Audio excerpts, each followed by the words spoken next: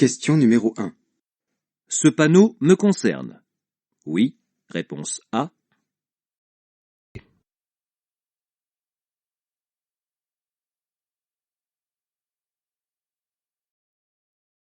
Ce panneau concerne tous les usagers à moteur.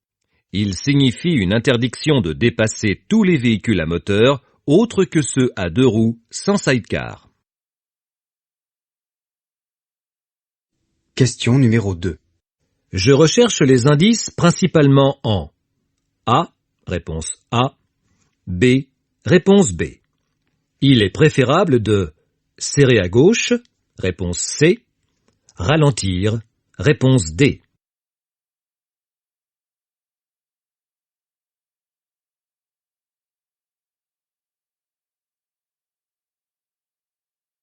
Je dois rechercher les indices principalement dans la zone B afin d'anticiper une ouverture de portière ou un véhicule sortant de son stationnement. Question numéro 3.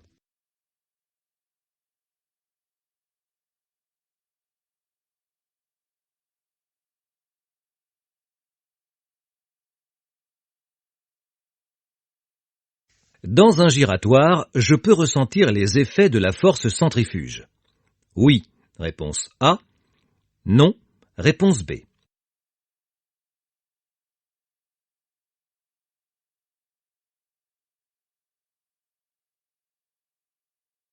Dans les virages et sur les carrefours à sens giratoire, la force centrifuge qui tend à me pousser vers l'extérieur de l'anneau est importante. J'adapte mon allure.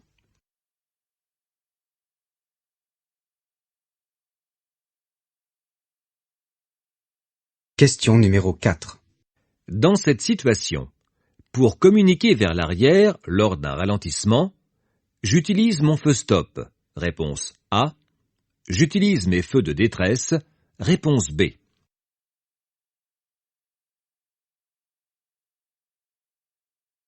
Le véhicule lourd arrive à un carrefour à sens giratoire.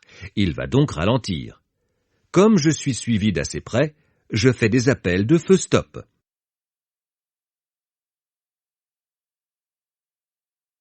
Question numéro 5. Dans cette rue à sens unique, je peux stationner à droite. Oui, réponse A. Non, réponse B. À gauche. Oui, réponse C. Non, réponse D. Le stationnement s'effectue sur les chaussées à double sens, à droite dans le sens de la marche. Sur les voies à sens unique, je suis autorisé, sauf interdiction spécifique, à stationner à droite comme à gauche.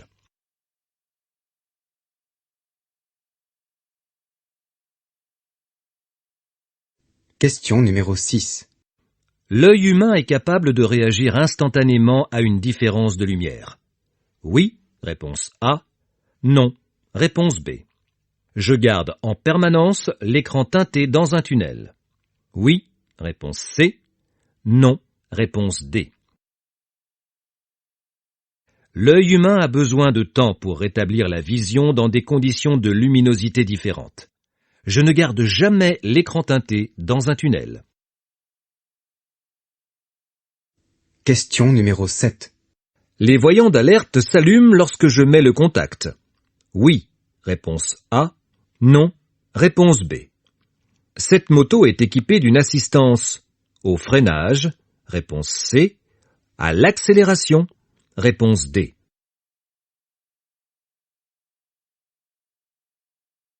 Tous les voyants d'alerte s'allument au démarrage afin de vérifier leur bon fonctionnement et m'informer sur les assistances disponibles. Concernant ces deux voyants, il s'agit d'une assistance au freinage et à l'accélération. Question numéro 8. En se replaçant entre cet automobiliste et le camion, ce motard oblige l'automobiliste à ralentir. Réponse A. Aura une distance de sécurité insuffisante avec le camion. Réponse B. A une visibilité suffisante vers l'avant. Réponse C. Dépasser et se replacer entre deux véhicules comporte des risques. Ce motard oblige cet automobiliste à ralentir pour respecter les distances de sécurité. La distance de sécurité avec le camion ne sera pas respectée. Question numéro 9. J'ai reconnu une personne dans ce groupe de piétons. Je peux klaxonner. Oui. Réponse A. Non. Réponse B. Je peux m'avancer vers elle. Oui. Réponse C. Non. Réponse D. Je suis arrêté au feu rouge. Je ne peux donc pas m'avancer vers une personne présente sur le passage pour piétons. Je ne peux pas non plus klaxonner, car ce n'est pas un cas de danger immédiat. Question numéro 10.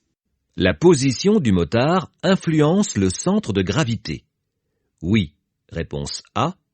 Non. Réponse B. Le centre de gravité d'une moto dépend de la répartition des masses, moteur, cadre et pilote. Si je me lève sur ma machine, le centre de gravité est donc plus haut que si je suis assis. Question numéro 11. J'adapte principalement l'accélération selon la limitation de vitesse, réponse A, la vitesse des autres usagers, réponse B. Une voie d'insertion, comme son nom l'indique, permet de s'insérer plus facilement dans la circulation. C'est pourquoi je dois principalement adapter mon allure en fonction des autres usagers. Question numéro 12. Il est souhaitable de remplir son réservoir sur la béquille centrale. Oui, réponse A. Non, réponse B. Si ma moto dispose d'une béquille centrale, il est préférable d'effectuer le plein du réservoir sur celle-ci afin de faciliter le remplissage du réservoir. Question numéro 13. Je bénéficie de la priorité de passage. Oui, réponse A. Non, réponse B. Je me prépare à freiner. Oui, réponse C. Non, réponse D. La signalisation indique un cédez-le-passage pour les usagers arrivant de droite. Cependant, l'abondance de marquage peut induire les usagers en erreur. Je me prépare à freiner. Question numéro 14.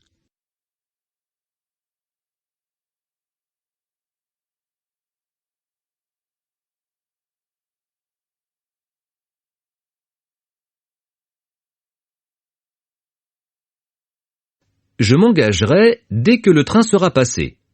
Oui, réponse A. Non, réponse B. Je dois attendre l'ouverture complète des barrières et l'arrêt de tout signal sonore et lumineux avant de m'engager. Question numéro 15. Lors des changements de direction, mon placement est différent selon la nature du revêtement. Oui, réponse A. Non, réponse B. L'état de la chaussée. Oui, réponse C. Non, réponse D.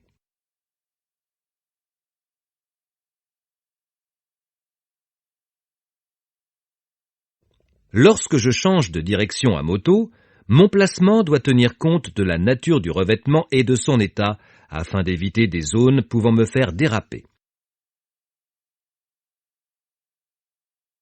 Question numéro 16. Je fais immédiatement un bref appel de feu. Oui, réponse A. Non, réponse B. L'éblouissement est un facteur d'accident. Oui, réponse C. Non, réponse D. À l'approche de ce véhicule qui circule en feu de route, je risque d'être ébloui. Je fais un bref appel lumineux pour l'avertir qu'il me gêne. Attention, l'éblouissement est un facteur d'accident. Question numéro 17.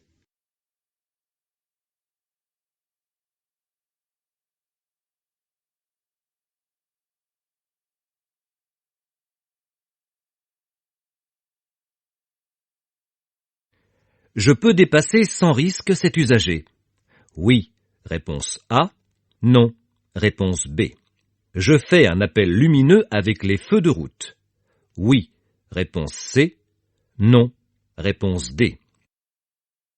L'usager arrêté devant moi étant un obstacle de mon côté, je dois céder le passage au véhicule en sens inverse. Je ne peux pas forcer le passage en dépassant. Ce ne serait pas sans risque. Je reste où je suis, sans faire d'appel lumineux. Question numéro 18.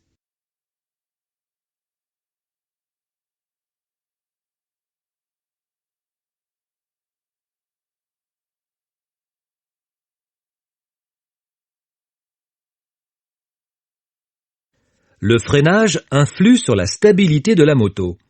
Oui, réponse A. Non, réponse B. L'usage du frein arrière en virage est possible. Oui, réponse C.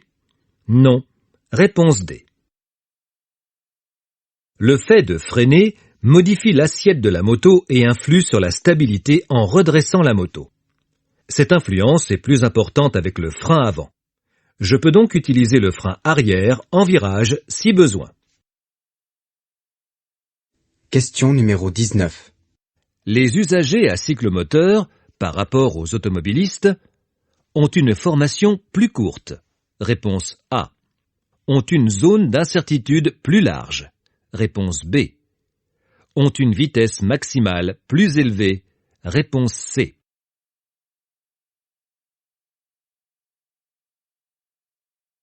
Les cyclomotoristes ont une formation plus courte ainsi qu'une zone d'incertitude plus large par rapport aux automobilistes. Question numéro 20.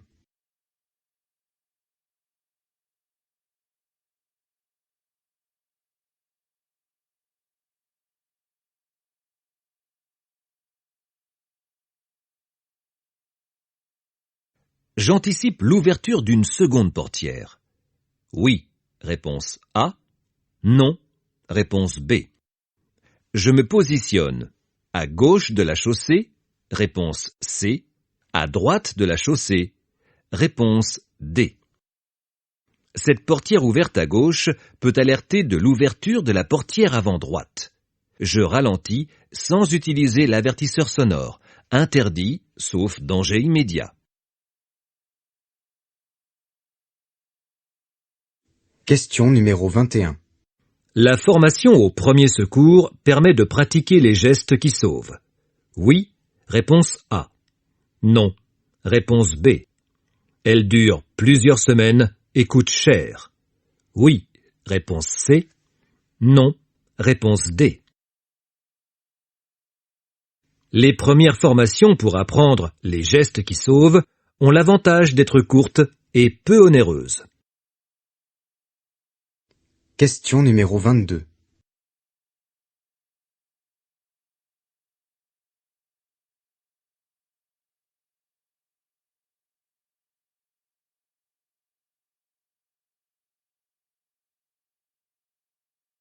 Riverain de cette rue, je suis en infraction si je continue tout droit.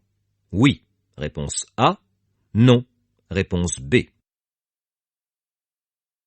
Pour emprunter un sens interdit en tant que riverain, il faut que cela soit précisé par un panonceau. Ce n'est pas le cas. Question numéro 23. Le dispositif e-call sur une moto est obligatoire. Réponse A. Se déclenche automatiquement en cas de chute. Réponse B. Se déclenche manuellement en cas d'urgence. Réponse C. Le dispositif e-call est un dispositif d'appel d'urgence automatique en cas de chute ou d'accident. Il peut aussi être déclenché manuellement. Ce dispositif n'est pas obligatoire. Question numéro 24. La présence de ce feu de signalisation actuellement au vert supprime le risque qu'un véhicule arrive de la droite ou de la gauche. Oui, réponse A. Non, réponse B. Me dispense de contrôle. Oui, réponse C. Non, réponse D. La présence de ces feux de signalisation au vert ne supprime pas le risque. Un véhicule peut faire un refus de priorité. Un véhicule d'intérêt général prioritaire peut être présent. Il est donc indispensable de contrôler à droite comme à gauche. Question numéro 25. Lors du ravitaillement en carburant, il est préférable d'appuyer à fond sur la gâchette du pistolet. Oui, réponse A. Non, réponse B. D'attendre l'arrêt automatique du pistolet. Oui, réponse C. Non, réponse D. Au moment du remplissage du réservoir, il est préférable d'éviter d'appuyer à fond sur la gâchette du pistolet ou d'attendre l'arrêt automatique, à cause des risques de refoulement du carburant. Question numéro 26.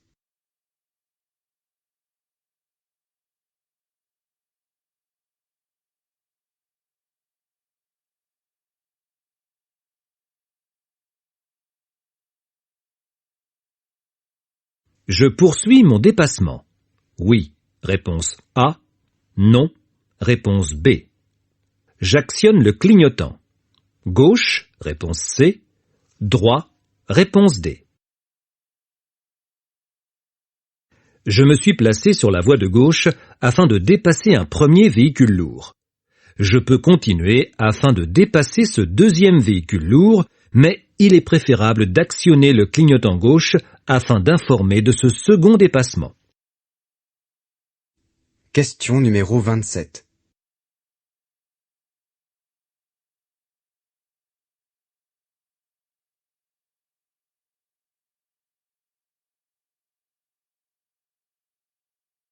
Je m'arrête.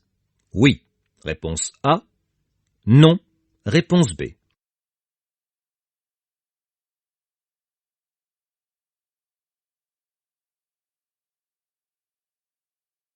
J'aborde un passage pour piétons et ce piéton partiellement caché par le véhicule est sur le point de traverser. Je dois lui céder le passage. Question numéro 28. Lors d'un arrêt au feu rouge, je dois toujours laisser le moteur en route. Oui, réponse A. Non, réponse B. Lors d'un arrêt prolongé, je peux couper le moteur de ma moto afin de limiter les pollutions sonores et atmosphériques. Question numéro 29.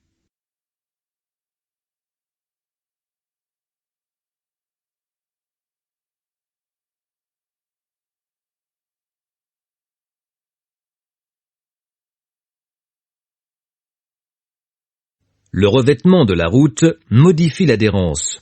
En ligne droite, réponse A. En tournant, réponse B. Pour conserver l'adhérence, je circule plus lentement que la limitation de vitesse. Oui, réponse C. Non, réponse D. Un revêtement de mauvaise qualité, comme dans une zone de travaux, modifie l'adhérence de la moto en ligne droite, comme en tournant. Pour limiter cette perte d'adhérence, j'adapte mon allure. Question numéro 30. Si en circulant, il y a de la buée sur l'écran de mon casque, je vérifie que les aérations sont ouvertes. Oui, réponse A. Non, réponse B. J'entr'ouvre un peu l'écran si ça ne part pas. Oui, réponse C. Non, réponse D. La formation de buée sur l'écran du casque est très dangereuse. Je dois m'en débarrasser au plus vite. J'ouvre les aérations du casque et si cela ne suffit pas, j'entr'ouvre un peu l'écran. Question numéro 31.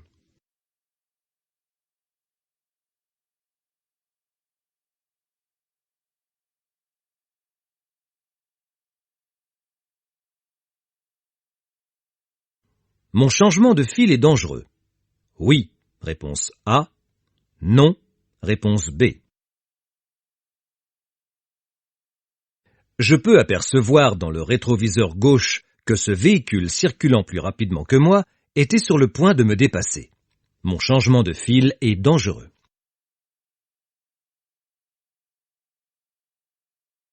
Question numéro 32. Je peux utiliser l'espace à gauche pour remonter la file de véhicule. Oui, réponse A. Non, réponse B.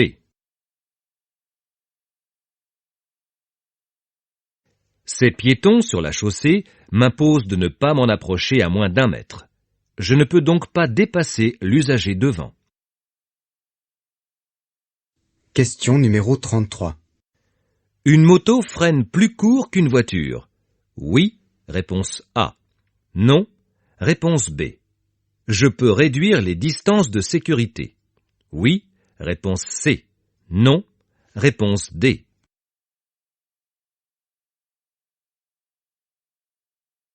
Une moto ne freine pas sur une distance plus courte qu'une voiture. C'est une idée reçue. À 50 km/h, on constate même jusqu'à 3 mètres de plus pour la moto. Je dois conserver les distances de sécurité. Question numéro 34. Sur une moto équipée d'un ABS, la couronne de celui-ci est présente sur chaque disque de frein, réponse A, chaque roue, réponse B. Des impuretés risquent de faire dysfonctionner l'ABS. Oui, réponse C. Non, réponse D.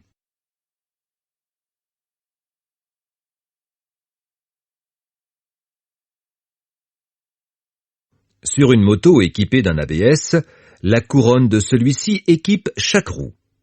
Sur l'avant, l'ABS est donc uniquement sur un seul disque de frein. Des impuretés sur le capteur peuvent empêcher le fonctionnement du système.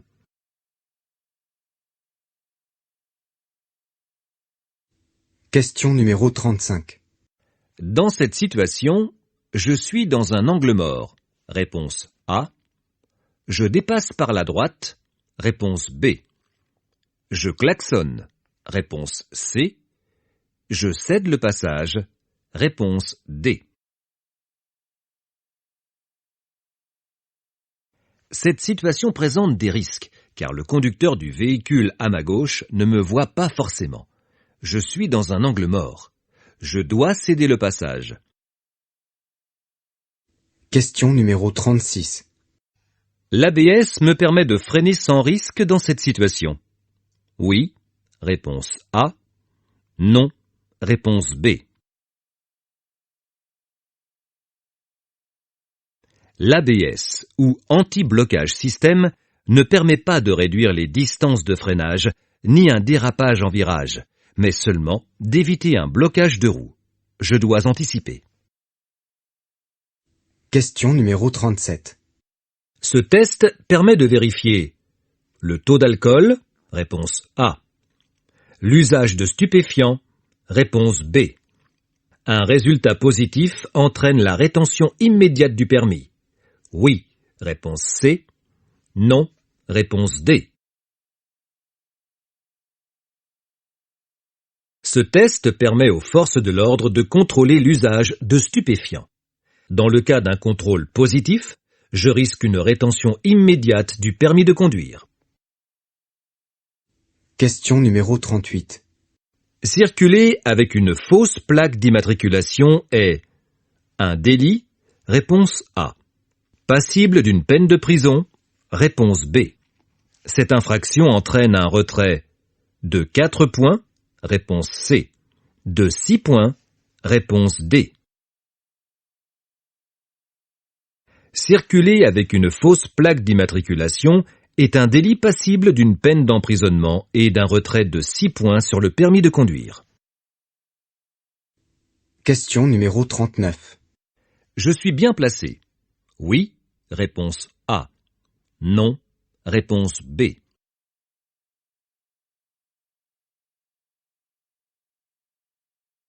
Ces panneaux indiquent que je circule actuellement sur une voie réservée. Je dois me replacer sur la voie de gauche. Question numéro 40. Je dépasse. Oui, réponse A. Non, réponse B. Même si l'usager devant laisse un peu d'espace pour le dépasser, je préfère rester derrière à cause du rétrécissement prochain et de la présence de véhicules en sens inverse.